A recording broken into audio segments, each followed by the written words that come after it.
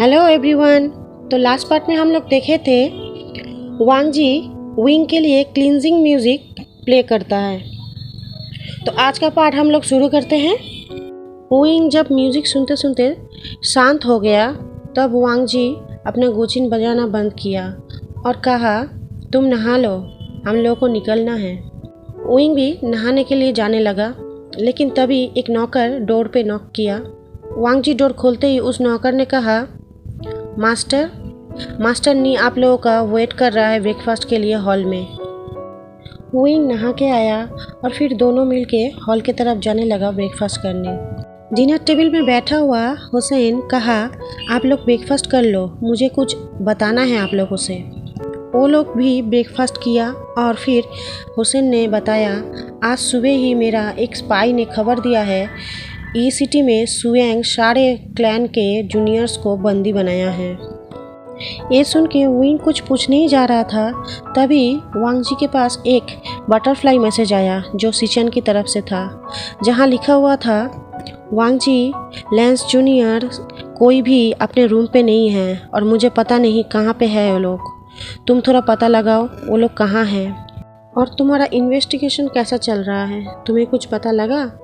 वांग जी message पढ़ते ही तुरंत answer भेज दिया, ब्रदर सारे जूनियर ई सिटी में हैं। शुयांग ने सारे क्लैन के जूनियर को बंदी बनाया है और ब्रदर मुझे बहुत कुछ पता चला है, लेकिन मैं आपको ऐसे नहीं सब कुछ बोल सकता। मुझे अभी ई सिटी जाना पड़ेगा सारे जूनियर्स को मदद करने के लिए। ब्रदर अब ई सिटी के बाहर जो मार्केट है उसमें आप आइएगा तो मैं आपको सारा बात ठीक से बता पाऊँगा। सिचन भी तुरंत रिप्लाई भेजा, ठीक है वांग जी, मैं तुमसे कल मिलता हूँ और अपना ख्याल रखना और सारे जूनियर्स का भी ख्याल रखना। विंग पूछा, लंजा जियोजुन ने क्या कहा। वांग जी कहा, मैं ब्रदर को कल ई सिटी के बाहर मार्केट में बुलाया हूँ, तो वो कल तक आ जाएंगे और मैं सारी बातें उनको बोल दूँगा कल ही। और सारे लेंस जूनियर भी गायब है, हमें अभी निकलना चाहिए। विंग कहा, ठीक है लंजा, हम लोग और टाइम बर्बाद नहीं करेंगे, चलो हम लोग निकलते हैं। हुसैन भी कहा, मैं भी आप लोगों के साथ चलूँगा वी ब्रदर, लेकिन मैं ई सिटी के अंदर नहीं चलूँगा, मैं बाहर ही मार्केट में इंतज़ार करूँगा आप लोगों का। विंग ने कहा, ठीक है।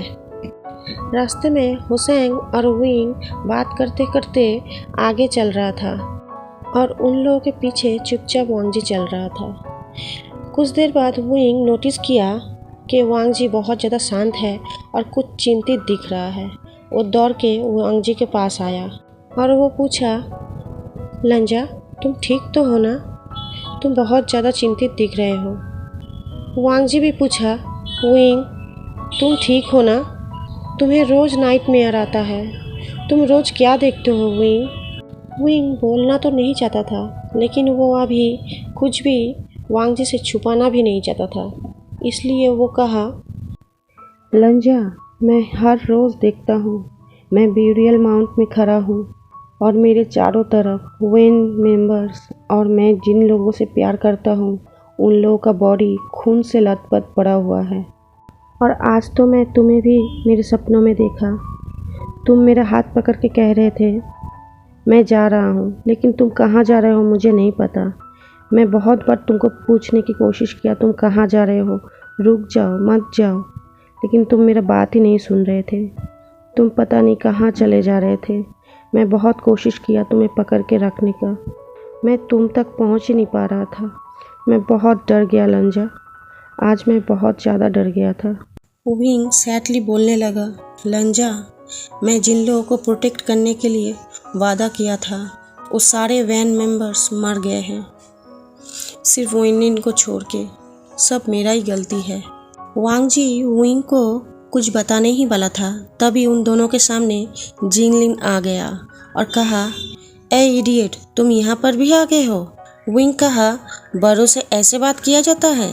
तभी जिंगलिन के डॉग फेरी विंग के सामने आके भौंकने लगा। विंग तुरंत वांग जी के गोद में कूद गया और कहने लगा, लंजा मुझे बचाओ, ये डॉग से मुझे बचाओ लंजा। वांग जी ये देख के बहुत ज़्यादा कंफ्यूज था। वो सोच रहा था कि विंग एक डॉग से इतना डरता है। फिर भी वो उस डॉग की तरफ अपने कोल्ड आइज से देखा। वो डॉग उसके कोल्ड आइज देख के ही डर गया और भाग गया। जिंगलिन भी डर के उस डॉग के पीछे भागने लगा।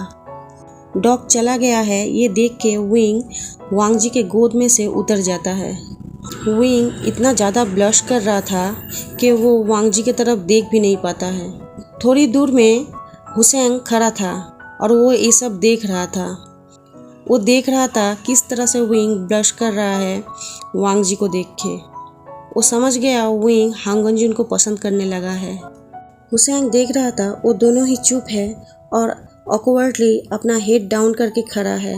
दोनों एक दूसरे से बात नहीं कर रहा है।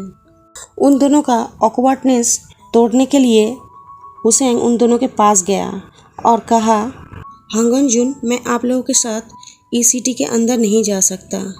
अगर मैं आप लोगों के साथ अंदर गया तो जिन गुआओ को ज़रूर पता चल जाएगा और वो अलर्ट हो जाएगा। मैं इस मार्केट के उस इन में ठहरने वाला हूँ। ये बोल के वो एक इन के तरफ पॉइंट किया।